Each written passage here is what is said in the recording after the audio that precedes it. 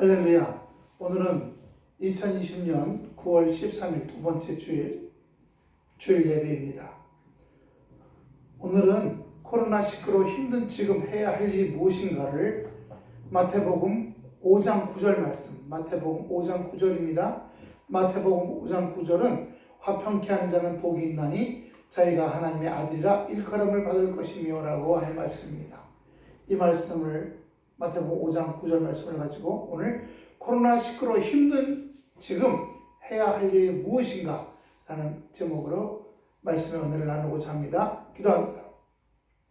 아버지 하나님 은혜와 사랑을 감사를 드립니다. 주님, 로마서 12장 18절에 할 수 있거든 너희로서 모든 사람으로 더불어 화평화하라. 아버지 이 말씀이 우리 가운데 있게 하여 주시옵시고 그를 위해 이 땅에 주님이 오신 사실을 기억하게 하여 주시옵소서.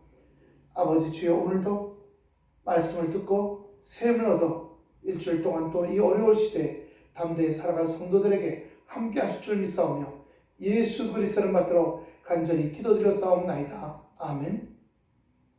할렐루야. 오늘은 코로나19로 힘든 지금 해야 할 일입니다. 돈을 더 벌어야 될까요? 사람을 더 만나러 다녀야 될까요? 나라에서 뭔가 좀 타내기 위해서 더 애쓰고 노력해야 될까요? 아닙니다. 오늘 마태복음 5장 9절은 화평케 하는 자는 복이 있나라고 했어요. 화평은 뭡니까? 평화라는 뜻과 연결될 수 있습니다. 평화, 번영, 하나가 된다, 고요하다, 안식을 준다, 다시 하나가 된다, 이런 뜻을 갖고 있습니다.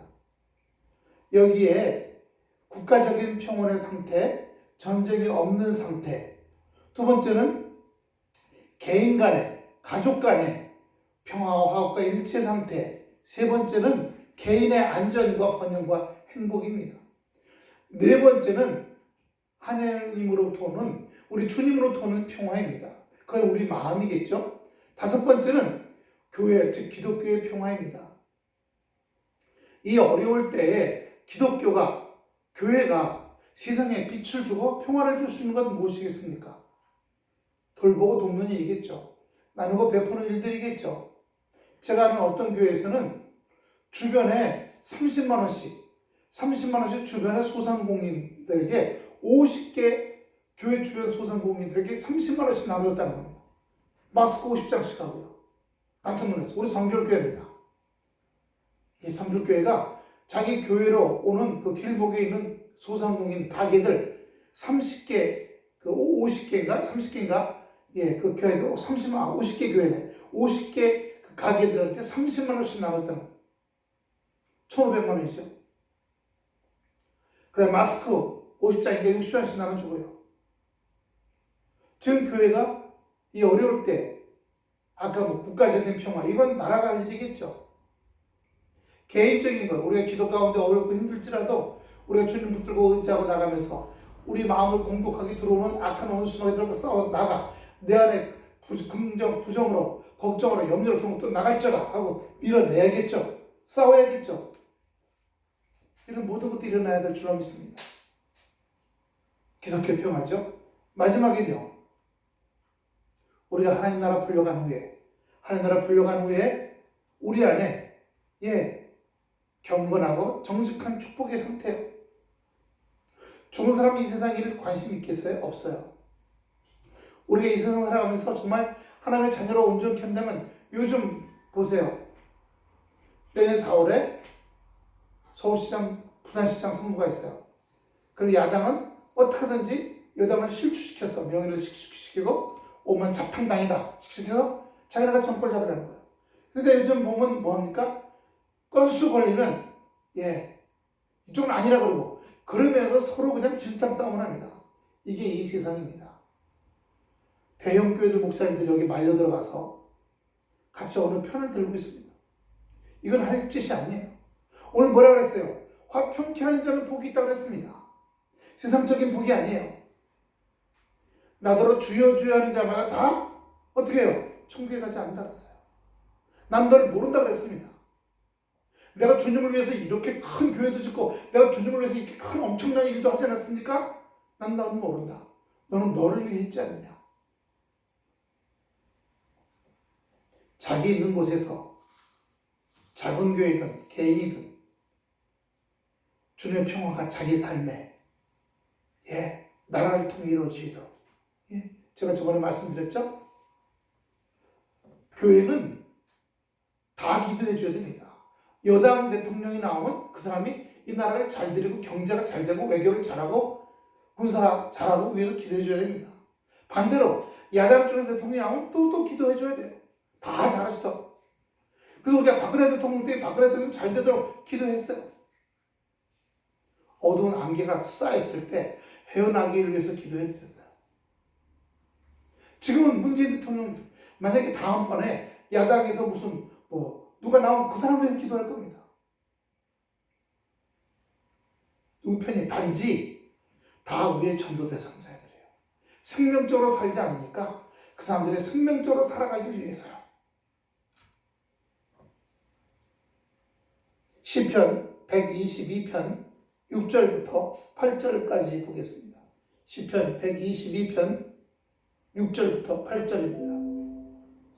예루살렘을 위하여 평안을 구하라. 이 예루살렘은 어떤 나라, 도시라는 개념보다는 우리의 내적인 상태를 말해요. 아무개야, 너의 내면의 평화를 위해서 평안을 구하라. 우리가 할 게 몇 푼 돈을 위해서, 먹고 사는 걸 위해서, 잘 되고 잘 되는 것, 내 이름을 알리는 것, 이거 위해서 구할 것이, 기도할 것이 아니라 주님, 제 안에 평화를 위해서 기도합니다. 간구합니다. 예루살렘을 사랑하는 자는 형통하리로다.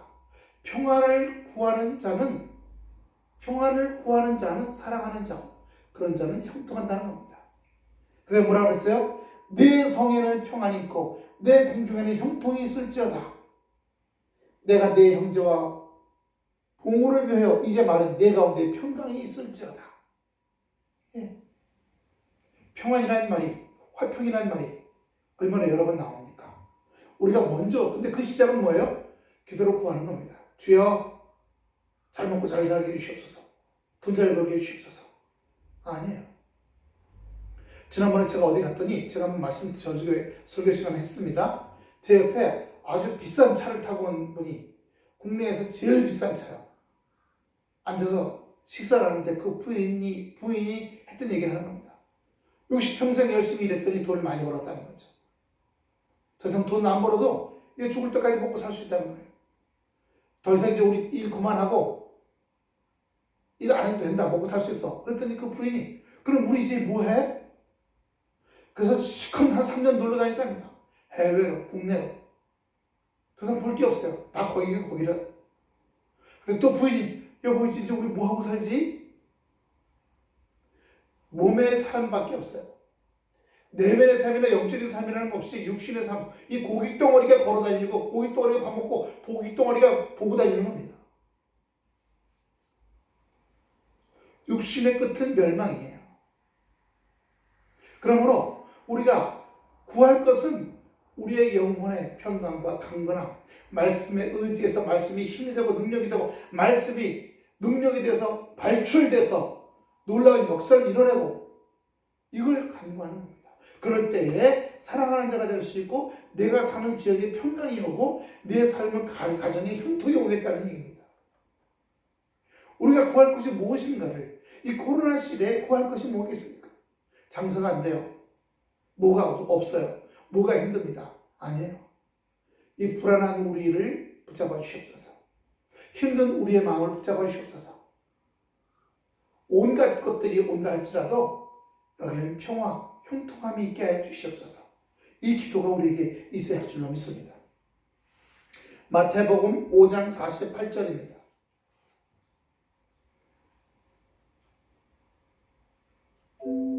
그러므로 하늘에 계신 너희 아버지의 온전하신 것 같이 너희도 온전하고.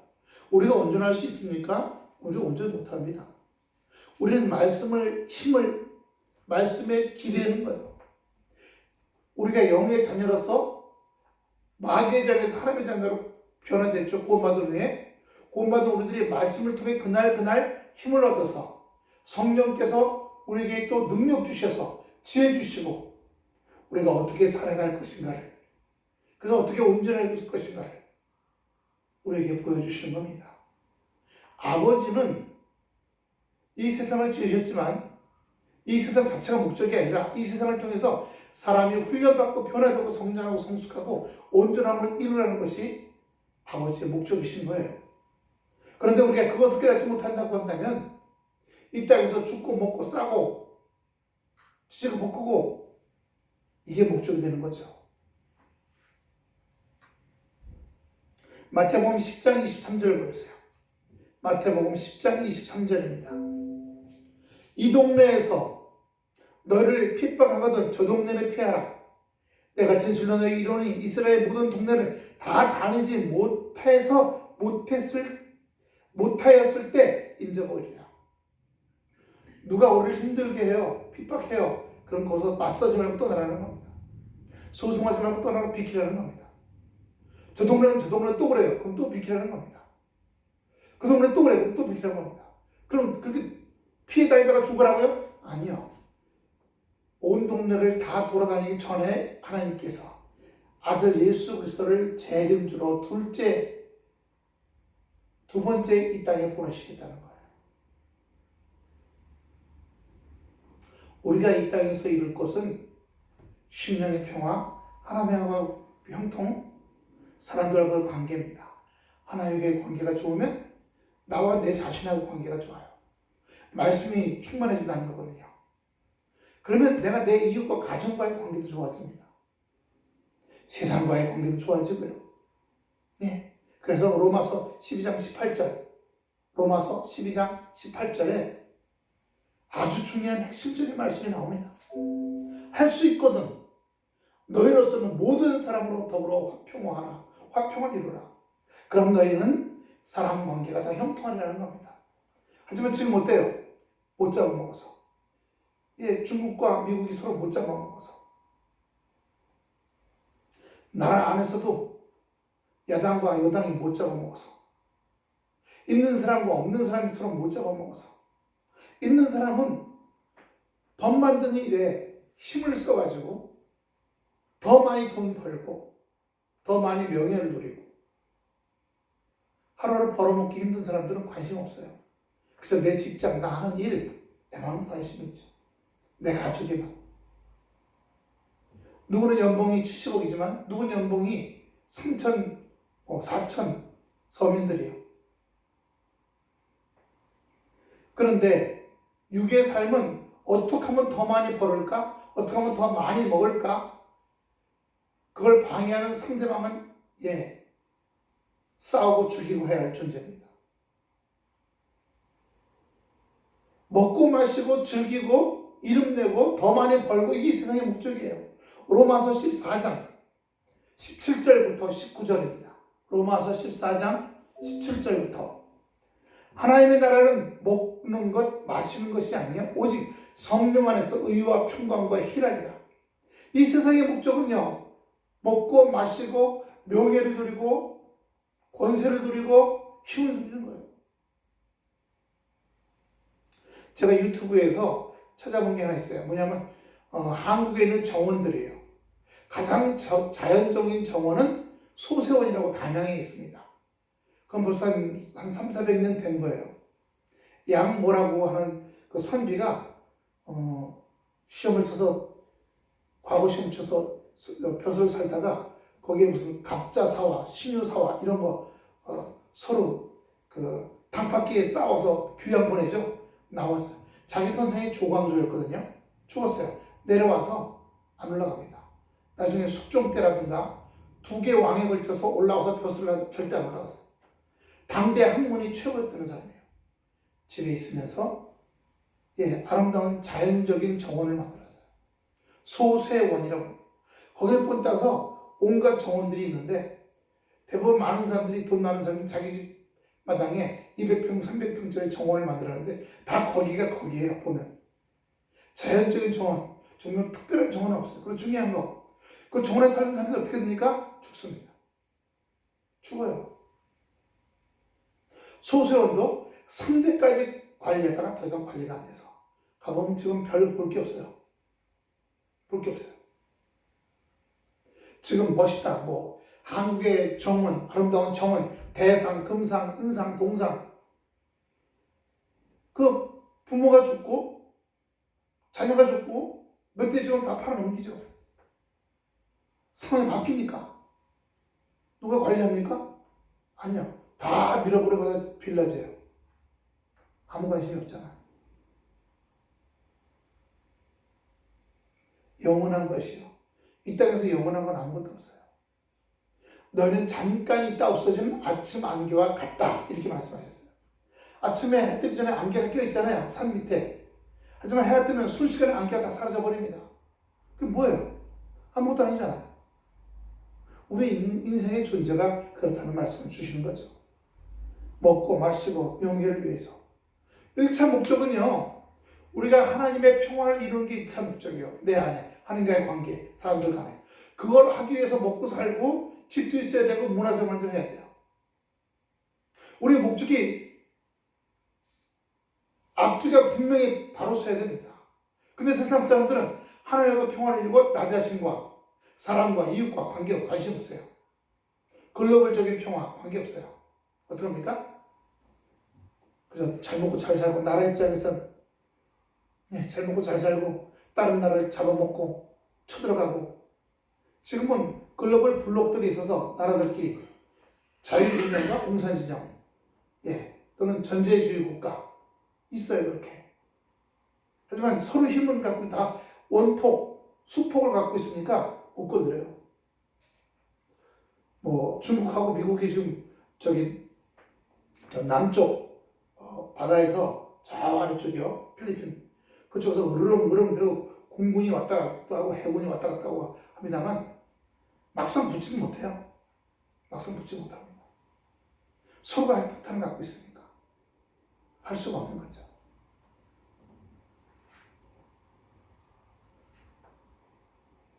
고린도후서 5장 20절 봅니다.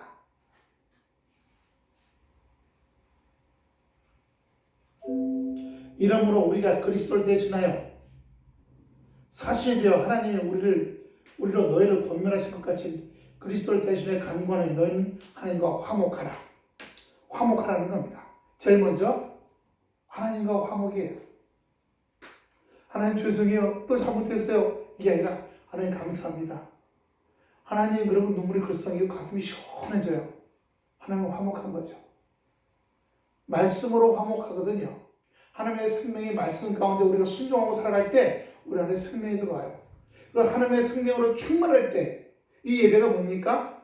하나님의 생명을 받는 시간이에요. 하나님을 만나는 시간입니다. 하나님을 만나고 하나님의 생명을 받는 시간이에요. 하나님을 영접하는 시간이죠. 말씀을 통해서요. 하나님이 임하시고 역사하시는 겁니다. 성령께서 우리 안에 증거를 보여주시고요. 하나님하고 화목하고 나와 너, 내가 있고요. 또 다른 그러니까 주관적인 내가 있고 객관적인 나를 봐주는 내가 있어요.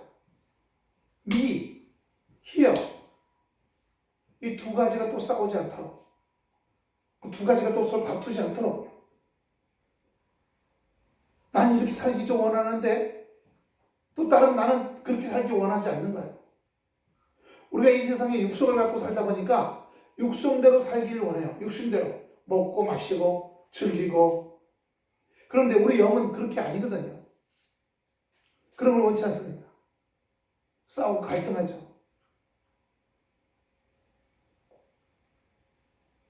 하나님과 화목하고 나 자신과 화목하고 우리 가정과 화목하고 아내, 남편, 자녀들, 위부모들 과거에 어떤 것 때문에 얽매이지 않고요. 그런 것들에 얽매였던 감정들이 십자가의 불로 다 태워지고 십자가에 못 박혀진 거죠. 갈라디아서 5장 22절 보여주세요. 갈라디아서 5장 22절 성령의 9가지 열매가 나오죠. 오직 성령의 열매는 사랑, 희락, 화평, 오래 참음, 자비, 양선, 충성, 온유, 절제. 22절, 23절입니다. 온유, 절제. 갈라디아서 5장 22절, 23절입니다. 우리가 가야 할 것은 이 성령의 9가지를 이루기 위해서 살아가는 게 1차 목적이 되어야 됩니다. 성질이 더러웠어. 성질이 온유한 사람이 됐어.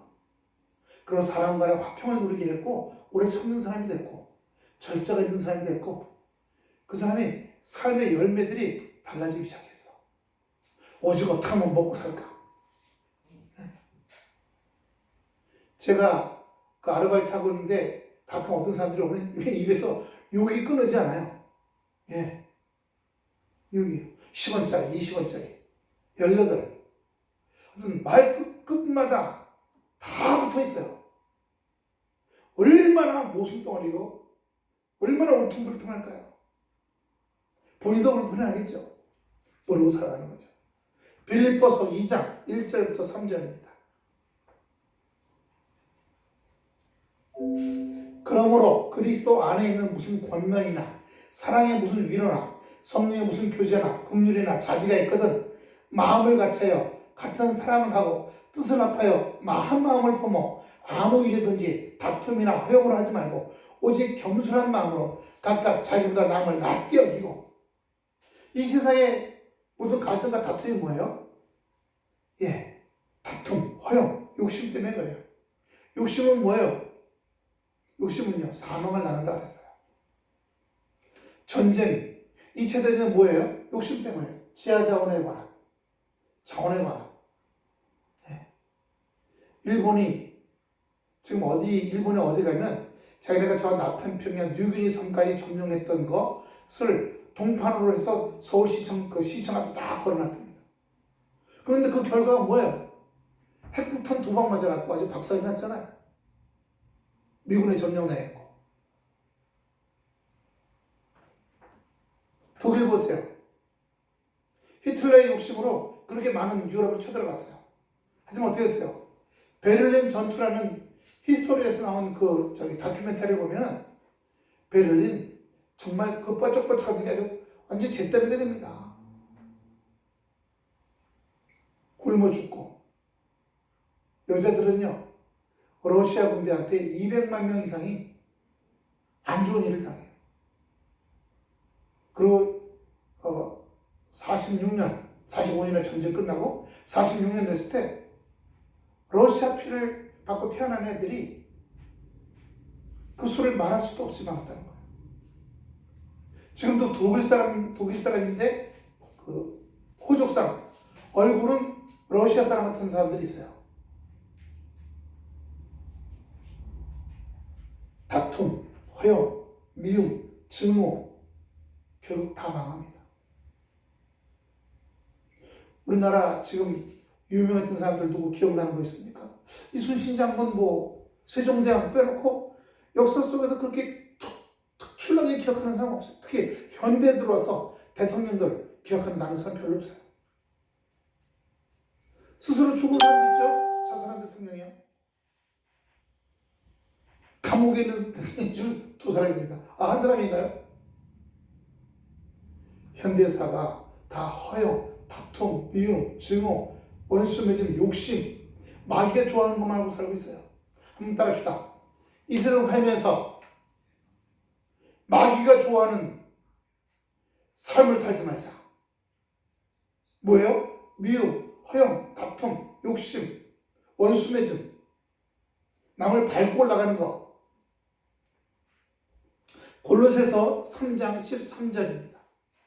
골로새서 3장 13절.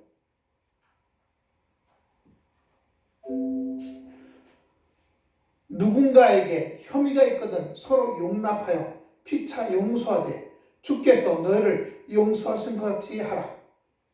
예. 누가 못됐다고 나쁘다고 하는 혐의가 있으면 용서하는 거. 아직 증거는 없어. 심증만 있지 물증이 아직 없어.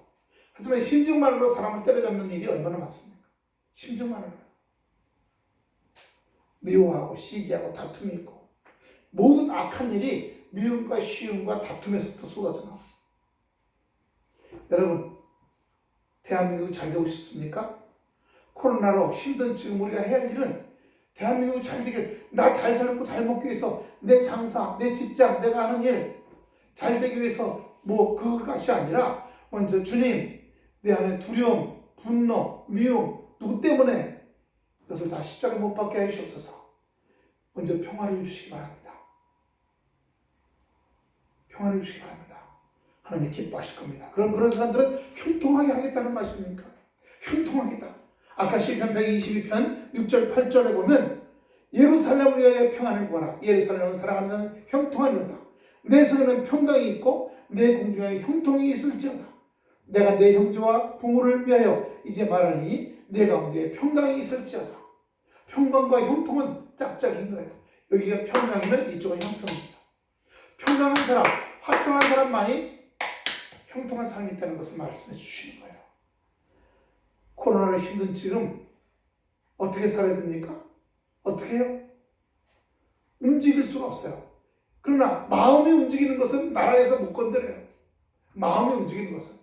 내 마음의 흐름을 누가 잡습니까? 내 마음의 흐름을, 내 미움, 증오, 다툼, 아무개 때문에, 아무개 미워, 누구 어쨌든 이 마음을 다 십자가에 갖다가 못 박길 바랍니다. 할렐루야! 십자가에 못 박으시는 신령들 되셔서 주님이 우리 가운데 평화를 주시고, 그런 말미암아 남들은 이루어질 수 없는 형통함이 하나님의 성령의 능력 가운데 이루어지는 형통한 삶이 되시기를 축원합니다. 축원합니다. 할렐루야. 기도하겠습니다. 아버지 하나님 은혜와 사랑을 감사를 드립니다. 코로나로 힘든 지금 우리가 해야 할 일은 어떻게 더 돈을 많이 벌을까? 어떻게 더 무슨 일을 만들까? 이것이 아니라 움직이지 못하는 것, 밖으로 다니지 못하는 이 시대에 우리의 마음의 주님 앞에 달려오기 위해서, 우리 마음의 말씀에 의지해서 주님 붙들고 의지하기 위해서 살아가는 인생들 될 수 있도록 역사하시고 함께하여 주시옵소서. 감사 찬양 영광 돌려드리며 예수 그리스도를 받들어 간절히 기도드렸사옵나이다. 아멘. 광고 있습니다. 25일 날 이복수집사님네 주공아파트 도배하고 26일 날 이사갑니다. 토요일입니다. 25일 날 금요일 날 도배하고, 저는 금요일 날 저녁 때 가서 간단한 예배를 드리고 오도록 하겠습니다. 기도합니다. 아버지, 말씀의 눈으로 세상을 똑바로 보게 하여 주시옵소서. 말씀의 눈으로 세상을 똑바로 보게 하여 주시옵소서. 세상에 휩쓸리지 말고, 육에 휩쓸리지 말고, 시기와 미움과 다툼에 휩쓸리지 말며 오직 주님을 향해서 이 평강을 구하고 평화를 구하고, 그러므로 형통한 삶을 살게 하여 주시옵소서. 이제는 우리 주 예수 그리스도의 은혜와 아버지 하나님의 놀라우신 형통과 사랑하심이 이 예배를 마치고 돌아가는 심령 가정과, 그리고 이사갈 집 위에 직장과 가정에서의 삶 위에 바이러스를 이기는 삶 속에 이렇게 영원토록 함께 하시기를 축원하옵나이다. 아멘.